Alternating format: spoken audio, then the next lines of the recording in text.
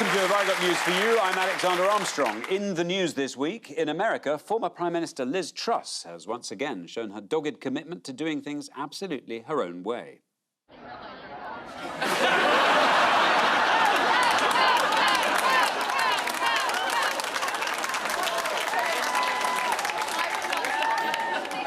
As a new theme park opens to celebrate 20th century light entertainment, one woman foolishly opens her car window in the Rod Hull zone. I'm scared, but...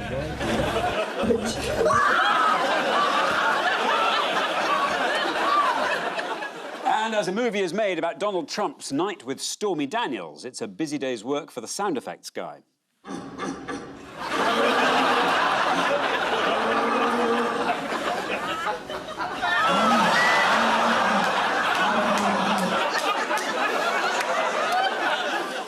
Team tonight is a comedian who says he loves long train journeys where he can just look out of the window for 3 hours or more. So basically any train journey in the UK. Please welcome Phil Wang.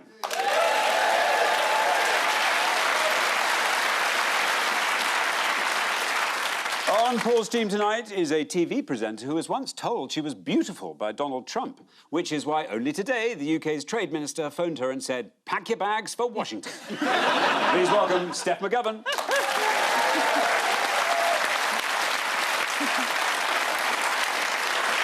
We begin with the bigger news stories of the week. Paul and Steph, here's yours. Yes. Liberation Day. Ah, yes. Now, you know all about this, don't you? Yeah, that's us getting the odds for the next horse race. Yeah. All the cars we can't afford. Mm-hmm. Elon Musk, yes. With a giant Dorito on his head. Yeah. Yeah, trade tariffs. He's basically slapped all the countries he does trade with these tariffs. That's just going to put up prices for everyone. And what has this day been called? Liberation Day. Liberation Day. Yeah, we're free to lose money. Yeah. Should we have a quick look at his specials board? No, let's not bother. Yeah. The specials.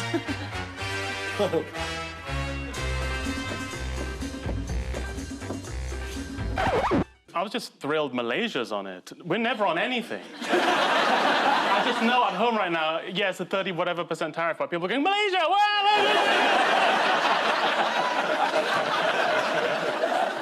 I noticed all the countries are on that chart, but Russia's not on there, is it? Yeah, no. There's no tariff on them. You know, he did this whole thing, if you look at, for example, Vietnam. I like Vietnam, Vietnam like me. Has he walked in? Is he here? That's a 40% tariff, so it's just, I mean, it's just stupidity on a grand scale. There's no rhyme or reason to it at all. He's placed 10% tariff on these islands near Antarctica where the only inhabitants are penguins. And the penguins are there like, what did we do? I didn't like Happy Feet. I thought it was a terrible movie.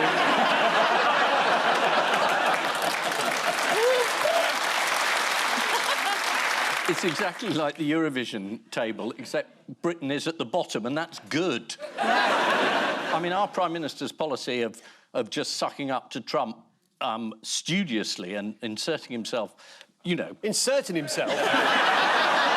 into his favour. Oh, I've heard it called many things before, but never his favour. Who are the big losers? China? China, 34%. Actually, you fooled me, because nearly everyone's a loser in Trump's book. Losers.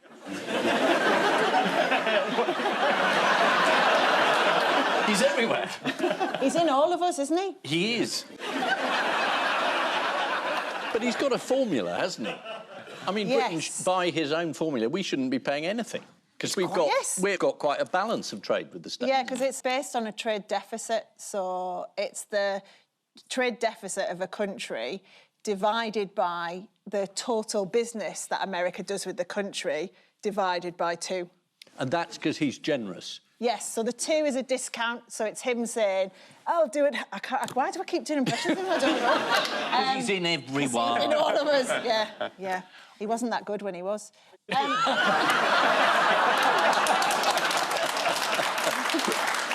Stormy McGovern. Oh, my God, I got totally mistaken for Stormy Daniels once, yeah? Wasn't it Private Eye who did I shouldn't think so.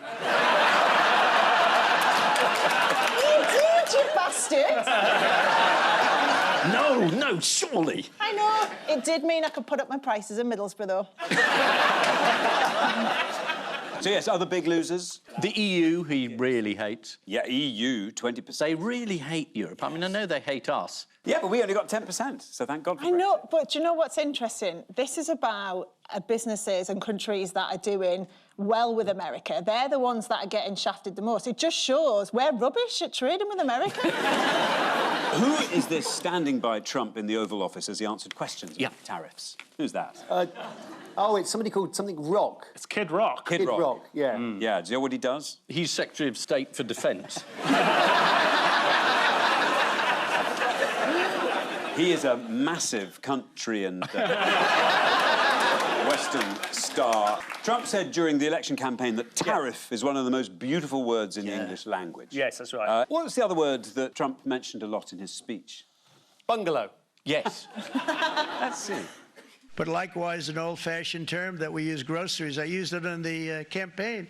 It's such an old-fashioned term, but a beautiful term, groceries. It sort of says a bag with different things in it.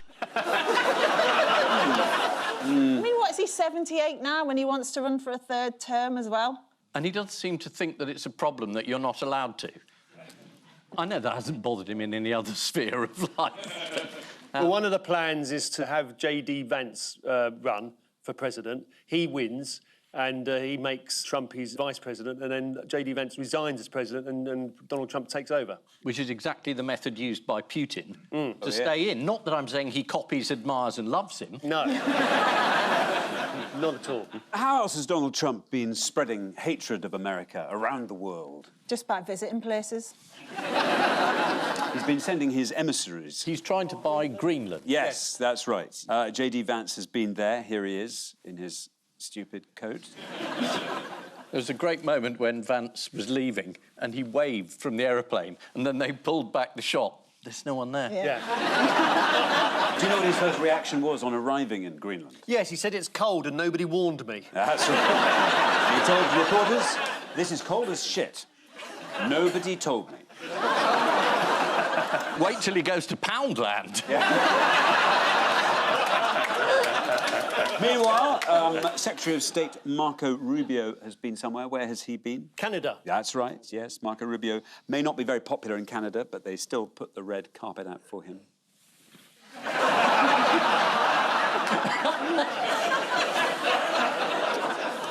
Lastly, what have 4 million Americans been duped into believing?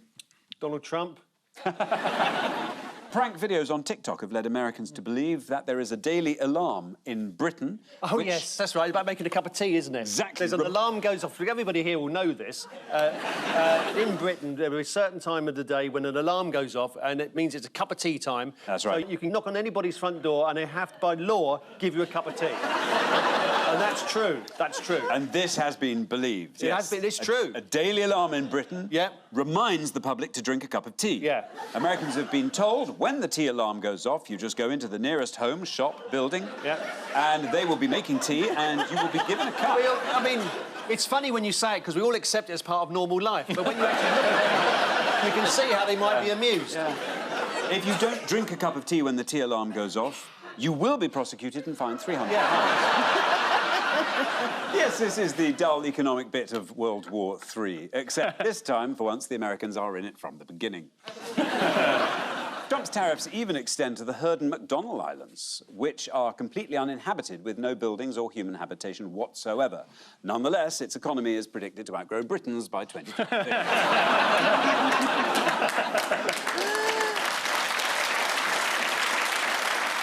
Because of the new tariffs, items set for huge price increases here include whiskey and cigars. I guess Camilla will just have to make her savings elsewhere.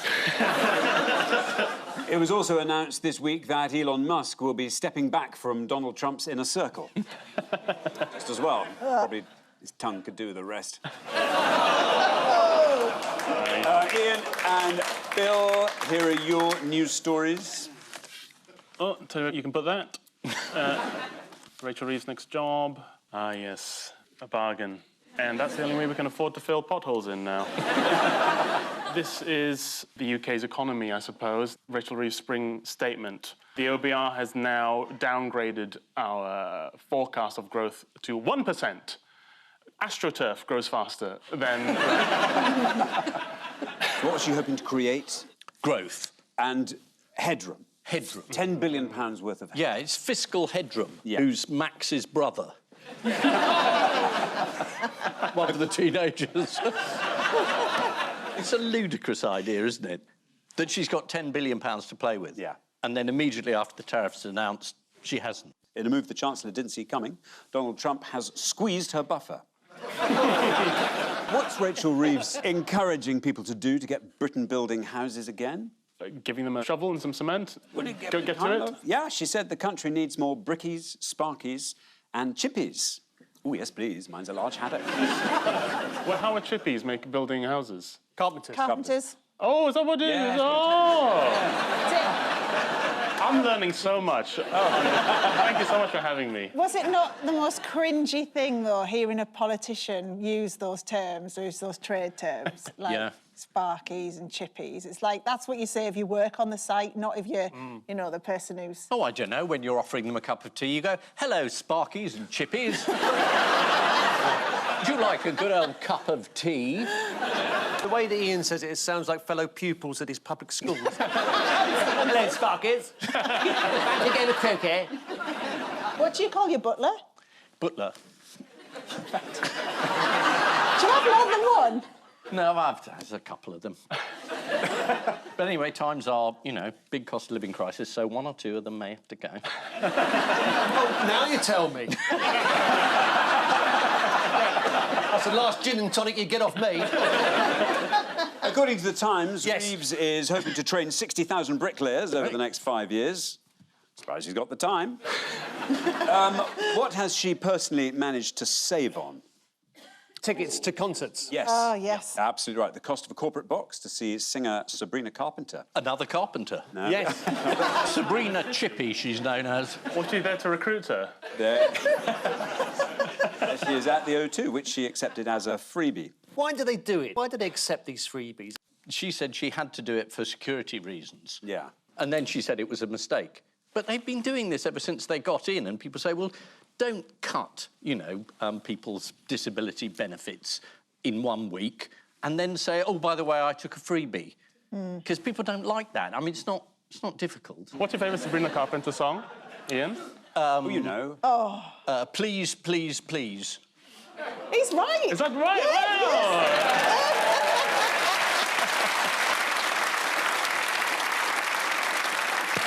When I saw the story, I did ask someone who was a bit younger than me. Well, that could be anybody. At a press conference this week, what Yes. did Kemi Baden... Yeah, that is just to make a note whenever she's mentioned. It won't happen very often.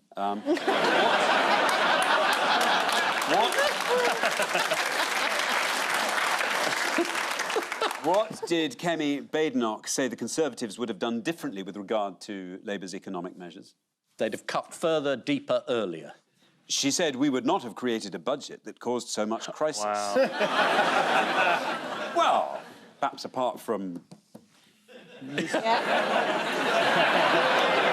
But everyone's pretty much forgotten about that now. Should we have some good news? Yes, Yeah. go on then. Fingers on buzzers, teams. Yeah. What is the good news regarding bubonic plague? Yes. It's on the way back. The UK Health Security Agency reported the country's first human case of bubonic plague, but it turned out to be an administrative error. So, no Black Death in Britain. More good news. What are children swallowing fewer of? Yes, Ian. Coins, Yes, absolutely right. because there aren't any. The Royal College of Surgeons say that children swallow far fewer coins than they used to. Oh, so if you and- take a child to the hospital, they say there's no change. That's good. Nice.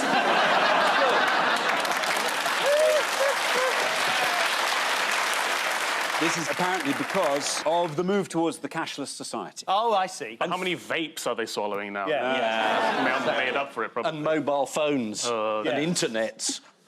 Just... Well, that's the end of the good news. Oh, no! This week saw the launch of some local election campaigns. 1,600 council seats are up for grabs on May the 1st. Ed Davey declared that it would be a two-horse race, didn't he, between the Lib Dems and the Tories in many seats, which is an interesting turn of phrase. I wonder how he illustrated that.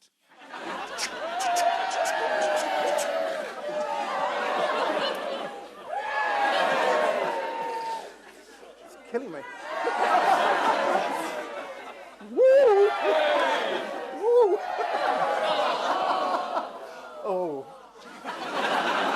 faults and a refusal to vote for him.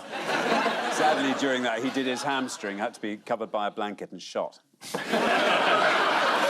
Meanwhile, Nigel Farage of Reform UK promised us the biggest rally in modern political history. So let's have a look at that. How did Nigel Farage make his entrance? Did we just shot out of a cannon? Was it in a rubber boat? That'd be funny. I mean, if you turn...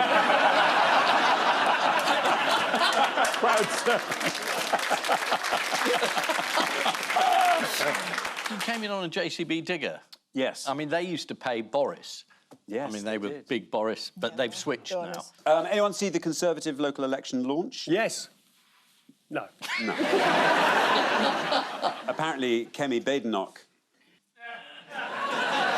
That's hilarious. They've already given up. Surely she's not coming up again. Kemi Badenoch energised party activists in Buckinghamshire, saying, if you map the general election result of 2024 onto this coming May, we lose almost every single council. Finally, let's pop over to the House of Lords to see what's been going on there. Here is Lord McCall of Dulwich with a fax machine concealed in his trousers. Yes, this is the state of the nation as we head towards the local elections. Here's Nigel Farage with Reform's new slogan, Reform will fix it. How's about that then, guys and gals? Another of Reform's slogans is Make Britain Great Again, which they shortened to MBGA, which I think was what Michael Gove was on. Rachel Reeves has defended her latest freebie, a Sabrina Carpenter concert, saying, I'm not personally a huge Sabrina Carpenter fan, but a member of my family did want to go. Here is Sabrina Carpenter, and I hope Rachel's husband had a lovely... And so to round two. And with energy bills rising this week, it's a timely return for the human dynamo of news. So fingers on buzzers, teams. Yeah.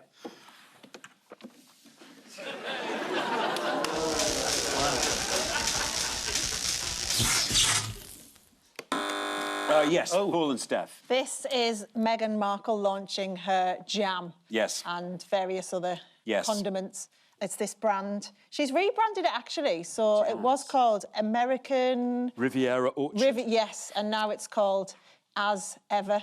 As Ever. Which is dead catchy, isn't it? And also, when you see As Ever written together, I kept thinking it said a severe. And I was like, a severe what, though? So, yeah. Or a sever, which is what she did to the royal sever, family. yeah. Oh, yes, yes. That's the hidden meaning. It's her version as an ancient... Sorry, it's not a controversial point. So this... She's called it fruit spread. Yes, not There's jam. some problem with jam. But in America, they call jam jelly, don't they? Oh, yes. When the car gets stuck, it's a traffic jelly. Yeah.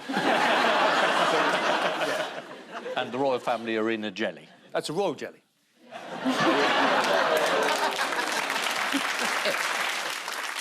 There we are. Do you know how much that'll cost you? $10, isn't it? $14. Oh, That's is it? £10.80. It's immediately sold out. Yes. Which I thought was good, unless there's only 2 jars. Yes. What does Meghan tell jam eaters to do once they've run out of her raspberry spread? Oh, they wanted to keep the jam jars, That's don't they? exactly right. Meghan did also say you could use the jar to tuck away love notes or special treasures and to remember this pivotal moment with me. Think of it as our time capsule.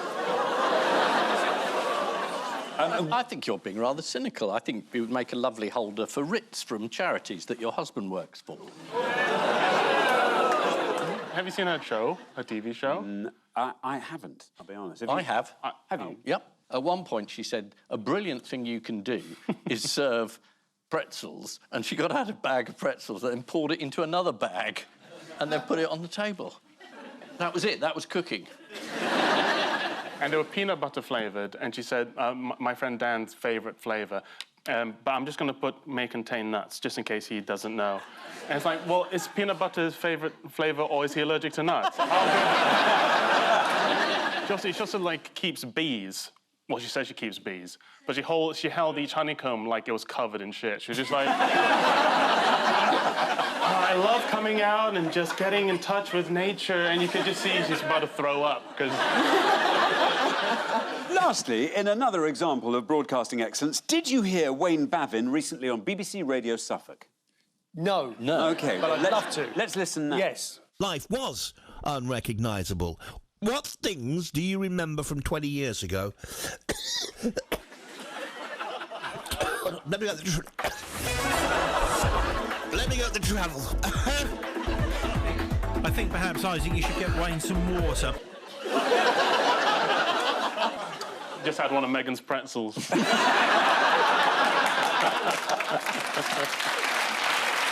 This is the news that the Duchess of Sussex's raspberry jam is now on sale. Meghan also recently shared a photo of a lemon tart, claiming in the UK it's a traditional treat for Mother's Day. Really? Never seen a petrol station selling those. Fingers on Buzz's team. Another of these.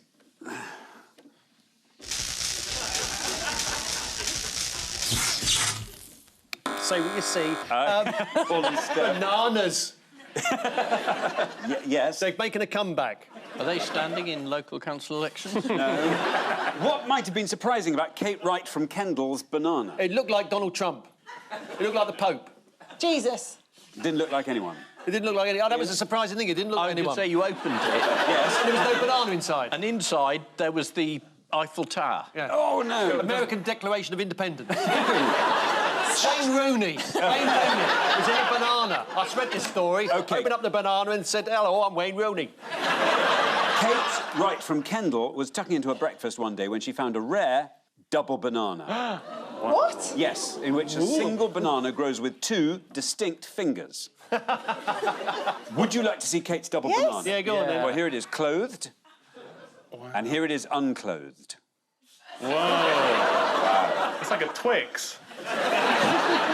Recounting her experience to the BBC, Yes. Kate ended with the thrilling denouement. It tasted like a completely normal banana. There was nothing unusual about it at all. Was this Panorama or...? Or Banana-rama.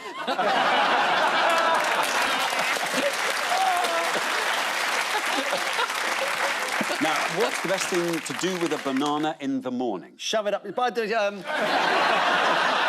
Make a fruit salad and put it on your cereal. Probably. Yeah. According to an online influencer, though, whose full 6-hour morning routine begins at 3:52 a.m, you should start the day by rubbing one on your face as part of a banana peel facial. And the Why has he got the time written on his moustache? That must be awkward, having to change that every minute. Yeah. The influencer's name is Ashton Hall, where we used to Christmas when I was young. This is the news that a woman in Cumbria was astonished to discover a double banana in her fruit bowl. Meanwhile, a vicar in the Yorkshire Dales has annoyed locals by repainting his ancient church tower, so it now looks like this. How very unlike the church to whitewash something.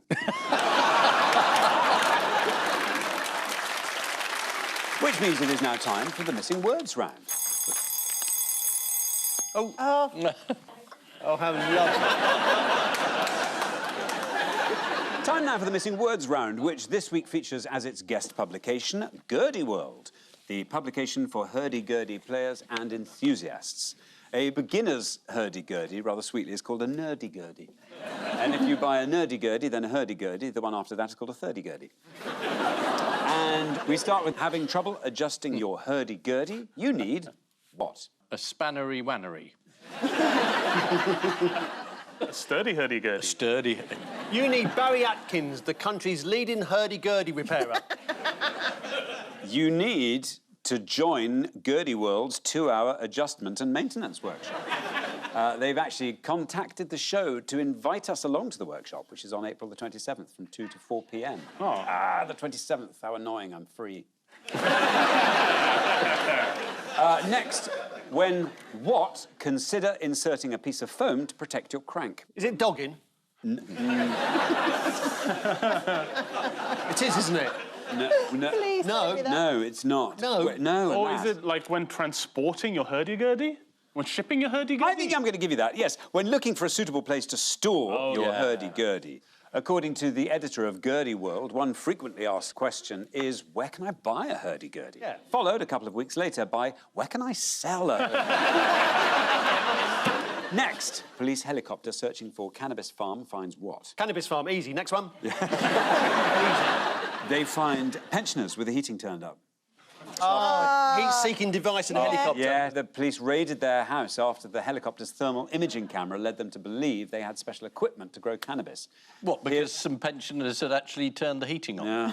That's very rare, is it now? Very rare. Here are the unfortunate couple. Even worse, when she answered the door and the police said, "Where's the dope?" she said, "He's on the sofa watching television." Next, if you've never what this summer's hurdy-gurdy retreat could be the perfect chance. If you've never explored the upside of hearing loss, This summer's hurdy-gurdy treat could be the perfect chance. If you've never touched a hurdy-gurdy before, this summer's hurdy-gurdy retreat could be the perfect chance. The 4-day workshop includes a private beach, hiking trails, views of the mountains, dancing, beachside bonfires, games, and much more. Actually sounds quite fun. But still, a couple of reasons not to go. Hurdy and gurdy. Finally, woman with world record for the largest mouth demonstrates by what? Eating a hurdy-gurdy. shoving a bowling ball in a gob, swallowing East Sussex. Woman with world record for the largest mouth demonstrates by holding a wine bottle in it. Blimey. Here she is. Wow. I don't think that's that hard. No. That's the traditional way you're meant to serve it, actually. So the final scores are Ian and Phil have 5, Paul and Steph have 7. Oh, no. Well done. But before we go, there is just time for the caption competition. Ian and Phil have this. New Uber service in Birmingham.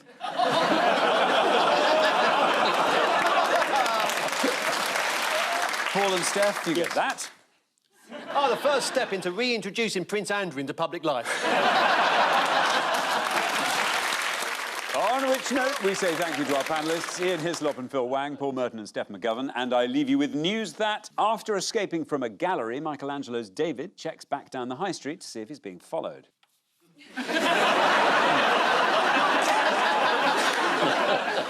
There's a rare moment of calm in the world as a Sharpie runs out of ink. And speculation about the identity of the new James Bond reaches fever pitch.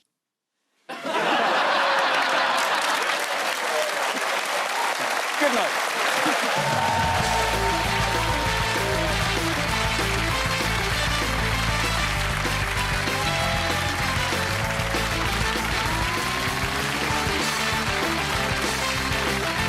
Call Jonathan Pye returns to the airwaves. Listen on Sounds to the new series, What Could Possibly Go Wrong?